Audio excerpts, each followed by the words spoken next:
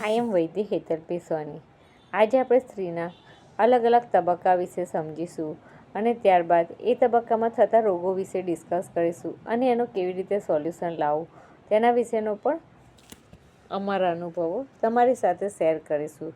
સ્ત્રીઓની લાઈફમાં મુખ્યત્વે 3 તબક્કા જોવા મળે છે: યુવા અવસ્થા, મિડ પોર્શન કે જેમાં પ્રેગ્નન્સી અને ડિલિવરી જેવો પીરિયડ આવે છે, ત્યારબાદ ઢળતી સંધ્યાએ એટલે કે પ્રી મેનોપોઝ અને મેનોપોઝ ફેઝ આવે છે. તો સ્ત્રીઓએ આ બધા તબક્કામાંથી પાસ થવાનું હોય છે અને દરેક તબક્કામાં અલગ અલગ એક્સપિરિયન્સમાંથી તેને પસાર થવું પડે છે. તે જ રીતે આ દરેક તબક્કામાં અલગ અલગ ડિસીઝ આવે છે અને એને કેવી રીતે ક્યોર કરવા અને ડિસીઝનું કારણ શું છે, કેવી રીતે એનું સોલ્યુશન મેળવવું, એનું નોલેજ ના હોવાના કારણે ઘણી બધી સ્ત્રીઓ ઘણા બધા ડિસીઝ સાથે ઘણી બધી તકલીફો પણ વેઠતી હોય છે. તો આપણે આ બધા જ રોગો વિશેનું ડિટેલથી ડિસ્કશન અને સાથે તેના ઉપાયો વિશેનું માર્ગદર્શન પણ મેળવીશું. તો સૌપ્રથમ આપણે યુવાવસ્થાથી સ્ટાર્ટ કરીએ. યુવાવસ્થા થઈ નથી, 13-14 વર્ષની છોકરી થઈ નથી અને માસિક આવવાનું ચાલુ થઈ ગયું. માસિક તો આવે, પહેલું માસિક આવ્યું પછી 2-2, 3-3 મહિના સુધી લંબાય, 4 મહિના સુધી લંબાય. એની માને પણ ચિંતા થાય કે આ થઈ હતી ને હવે કેમ નથી થઈ, એટલે ટેન્શનમાં રહે.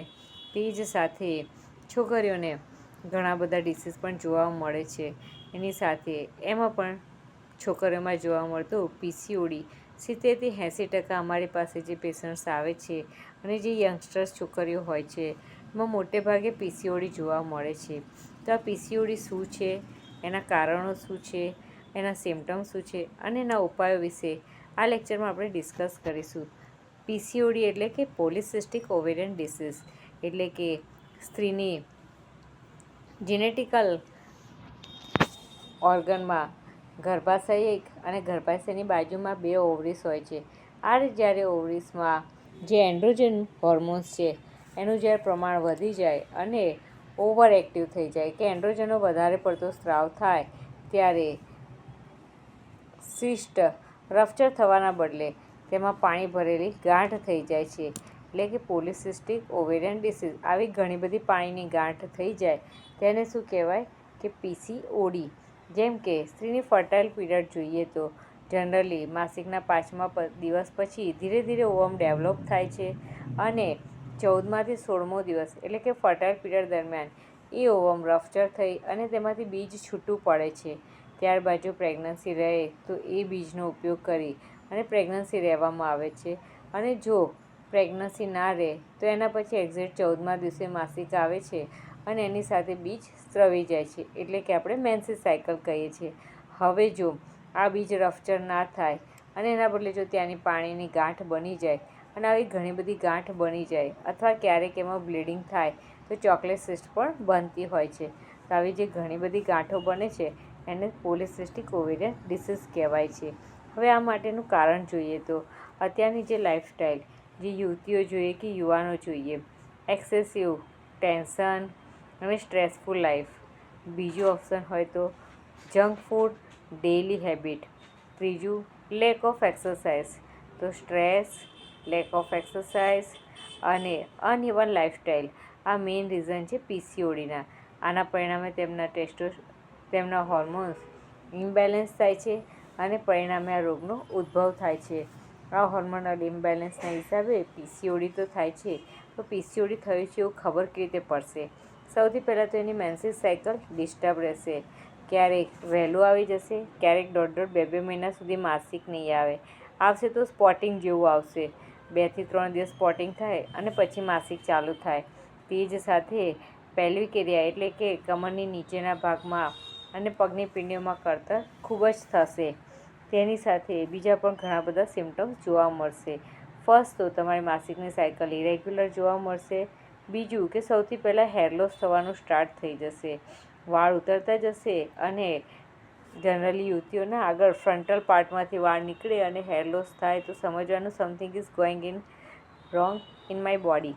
અને હેર લોસ તો થાય છે પણ એની સાથે પીસીઓડીની અંદર ટેસ્ટોસ્ટેરોન હોર્મોન્સનું લેવલ એલિવેટ થાય છે અને પરિણામે મેલ હોર્મોન એક્ટિવેટ થતાં હર્સ્યુટિઝમ એટલે કે છાતીના ભાગમાં, મોઢા ઉપર પુરુષોની જેમ દાઢી ઉગે છે તે રીતે વાળ ઉગવા, એને હર્સુટિઝમ કહેવાય છે. અનનેસેસરી હેર ગ્રોથ વધે, જે જગ્યાએ જનરલી ગ્રોથ થાય જ નહીં એ જગ્યાએ જો વાળ ઉગવા માંડે તો સમજવાનું કે આપણા શરીરમાં હોર્મોન્સનું ઇમ્બેલેન્સ થઈ રહ્યું છે.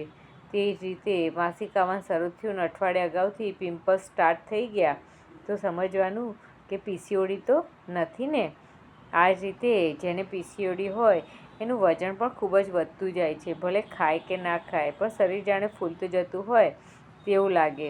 તો આ જે થોડા ઘણા સિમ્ટમ્સની મેં ડિસ્કસ કરી કે જેનાથી તમે રૂલ આઉટ કરી શકો કે મને પીસીઓડી તો નહીં હોય, અને ટીવીએસ કરાવો તો એનાથી તમને કન્ફર્મ ડાયગ્નોસિસ પણ થઈ જશે કે પીસીઓડી છે કે નહીં. આપણે પીસીઓડી માટેના કારણો અને સિમ્ટમ્સ તો જોયા, પણ હવે એના ઉપાયોની ચર્ચા કરીશું. જો પીસીઓડી હોય તો તમે તમારા નજીકના આયુર્વેદિક ડૉક્ટરને મળી અને તમારું પ્રકૃતિ પરીક્ષણ, નાડી પરીક્ષણ એ કરાવી અને તમારી લાઈફસ્ટાઈલને પરફેક્ટ બનાવી અને આયુર્વેદિક પંચકર્મ, તેમાં પણ વિરેચન, બસ્તી, વમન કર્મ, તમારા જે શરીરમાં જે દોષનું પ્રભુત્વ હશે તે પ્રમાણે તમે વૈદ્યના સલાહ અને માર્ગદર્શન અનુસાર પંચકર્મ કરાવી આ રોગમાંથી મુક્તિ મેળવી શકો છો.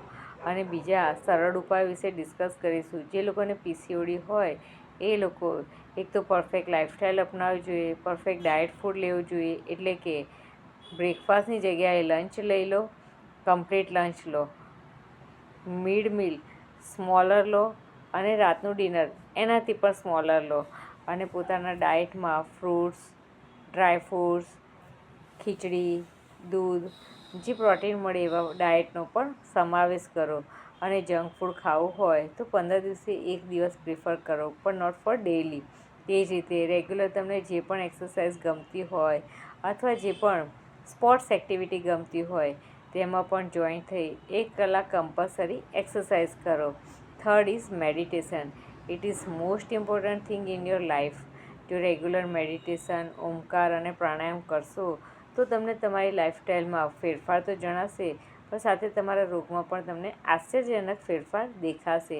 તો કોઈપણ વસ્તુ થયા પછી એના કારણોની ચર્ચા કરી અને ડિપ્રેશનમાં જવાના બદલે સમસ્યાનું સમાધાન શોધો.